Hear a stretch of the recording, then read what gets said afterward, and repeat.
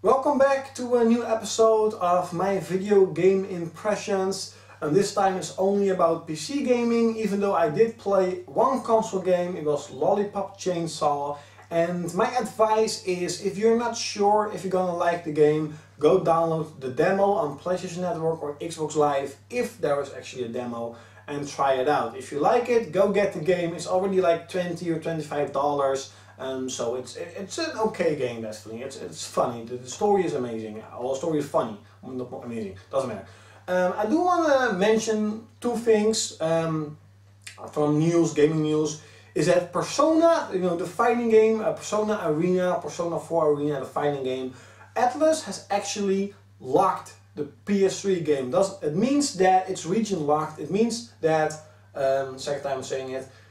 That we as European, I already pre-ordered the game and I had to cancel the pre-order. And yes, this is my freaking amazing Diablo shirt. I saw you watching my Diablo shirt. I know you're watching. But I cancelled the pre-order game because I cannot play the American version. It's region locked. And I know that a lot of people are hating Atlus, and we should, but we should more focus on hating Sony, because you know what? Sony still had to allow it. Atlus had to ask Sony, can we make it region locked? Because every game Sony has to allow the game to come to the PS3 and PSP. Microsoft does the same, Nintendo does the same. And Sony should have, stupid mosquitoes, Sony should have said that, hey Atlus, you cannot be the only freaking one that region locked a game for our system. But they allowed it, and that's why European gamers have to wait till what? September, December, maybe next year, but whatever. Second one is a good thing. Tales of Xillia is coming to Europe. It is coming to America. It's absolutely amazing news. Another victory for the gaming community. With the ads of Tales of Grace's ad, people were talking about it all over the place, that the game had to sell. The Namco Bandai would check out and see if there is a market for Japanese gamers. They have seen the market, the game did so well, and that's why we are getting Tales of Xillia. And there are definitely people that are saying, that's not true, this and that. It definitely is true. If Tales of Grace's ad would not have sold good, I know 100% that Namco Bandai will say, hey, yeah, well, we tried it, you didn't buy it, so yeah, we're not gonna localizing any other games. But finally, people did it. We did it. We all did it, and Tales of Xillia is coming. I'm pretty happy. That's awesome. So now onto the impression itself. I tried to make it very short.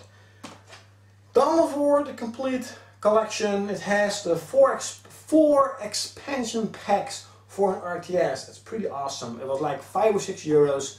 Graphically, yeah, it's a little bit outdated compared to Dawn of War 2 that's also coming this way. I love the amount of detail they have put inside the structures and inside the Space Marines, inside the units, inside the tanks. It's absolutely identical to the miniatures of the tabletop game. It's just, it's a lot of fun. It plays a little bit, I think, in my opinion, faster than most RTS games. You have more like points you have to grab, place you have to grab, but it's just a really good RTS game. And for €5-6, you can't go wrong with a game that has 4 expansions, and every expansion has 2 new races, and the last expansion even adds air units for every race. So a lot of value for so little money. Age of Empires 3, the complete edition. Why did I not buy Age of Empires 3? Even though I love Age of Empires 2, and that's a really good reason. I do not like the gunpowder age. I don't like the old style gunplay, with Napoleon and stuff. I don't have Total War, Napoleonic War. And for €14 with the 2 expansion packs, I was like, you know what, I'll just try it out. And again, I don't like the Gunpowder Age. The gameplay is great, it plays like an old school Age of Empire game. I think this was the last good Age of Empire game they made, and then Microsoft totally destroyed them. But the Gunpowder Age, I don't like the fighting style, and an RTS is about fighting, so yeah, after 2 matches I was like, whatever, whatever. But it was if they should have stick to the medieval style, I would absolutely love it, but I don't like the Gunpowder Age. Finally, I have Supreme Commanders, the Gold Edition. It comes with Supreme Commanders and the expansion Forged Alliance.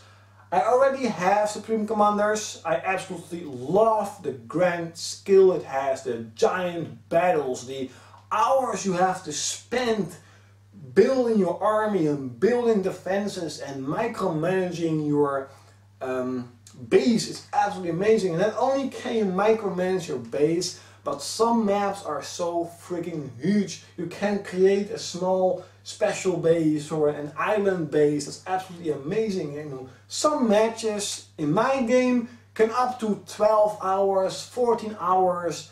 I play against AI. I did play one time with my brother. We played against AI. They're always hard or extremely hard, doesn't matter how you want to say it.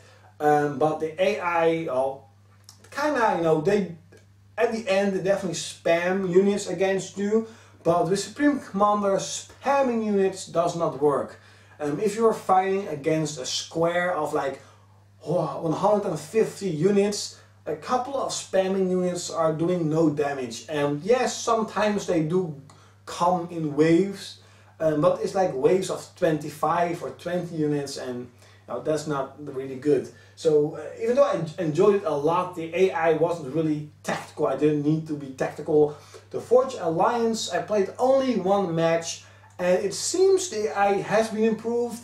They started attacking with bigger groups. They started attacking with not only land, but also on sea and by air at the same time. So it seemed the AI is better, but maybe I just had a lucky time. Maybe I just had a lucky map and that the AI was programmed for that map better. I don't know. I played only 1 match, but I'll definitely be playing this game more.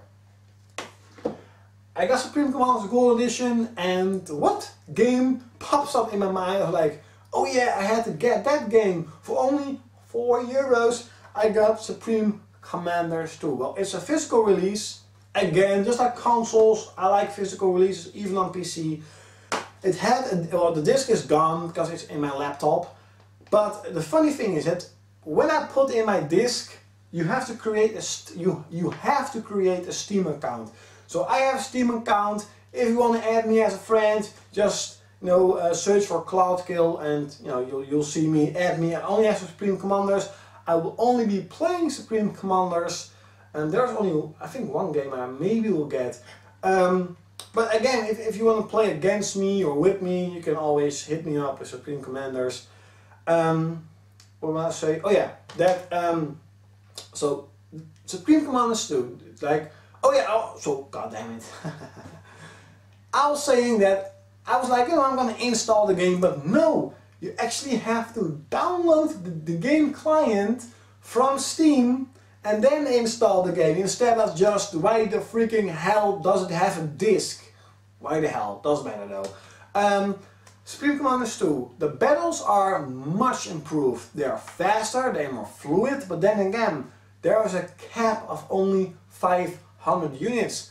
Supreme Commanders 1 had a cap of 1000 units. Even though my stupid laptop cannot handle it, and that's why I'm definitely thinking of buying a real PC instead of buying a gaming laptop, because I want to play, what is that game? Command & Conquer Generals 2, and I know my PC, my laptop cannot handle it, and of course I want to play Supreme Commanders on high, because now I'm playing on medium, because again my computer cannot handle so much units on screen. But I played it at my dad and dad's place, and of course he can do it because he has like supercomputers or whatever. And The battles are faster, the battles are more fluid, but I have seen a tactic that works extremely well, and that's doing one thing: building the giant ass artillery guns, building a lot of artillery guns and building them fast. And that means that even the AI actually makes them too. That's pretty awesome. And the artillery guns are awesome. How they shoot is absolutely amazing. But when you build like 20, 25 artillery guns, you don't have to use units. You don't have to build units. The enemy base will be absolutely destroyed only by artillery guns. And that's why I play with no nukes and no artillery guns. You can still create the smaller artillery guns, but not the bigger ones. And then you have a little bit more tactical options. But they dumped down the micromanagement of your base. They dumped down the skill of everything. Not only the 500 unit cap, but also there are actually no cool map. In my opinion, there are no cool maps. There's only one big map, or kind of big map, and where there are only 4 like hills, and then you have to create your base. It's not really that big. So I like Supreme Commanders more. But then again, if you want to play co-op or against, you know, hit me up with Steam, and we'll definitely play some Supreme Commanders. The game is a good game, but against Forged Alliance, it's just the bigger game. Leave in the comments below, what are your impressions on this type of games? What do you think of Supreme Commanders 2, Supreme Commanders 1? What do you think about Age of Empires 3? I mean, do you like the age you are set in or not? Also, I think I forgot to mention it in my last video, but I do play a lot of Diablo at the moment, and also a lot of StarCraft at the moment. And I'm not really that good at StarCraft. Diablo I am a little bit. But if you want to add me on Battle.net, give me a private message with your Battle.net name thingy, and I will add you if you want that. You can also put it in the link below, but that means everybody can see your Battle.net and everybody can add you. So if you don't want that, give me a private message and we'll definitely play some Diablo or play some StarCraft on Steam, play some Supreme Commanders. So yeah, I hope you enjoyed this video, and I'll definitely see you next time.